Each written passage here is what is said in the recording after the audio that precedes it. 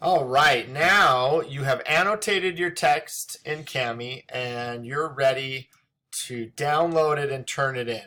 So what you're going to do then is you're going to click this download button and it's going to give you several options. Usually it clicks on original, no annotations. You want to click with all annotations, PDF with annotations.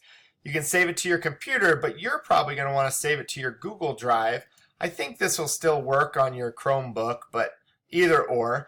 And then when you do it, you can go ahead and call it something different if you want to, but you want to click this flatten annotations. That's really important because then all the annotations will show up and I can see them. So then you would click begin export and it'll download. When you turn it in and submit it, it's going to look like this.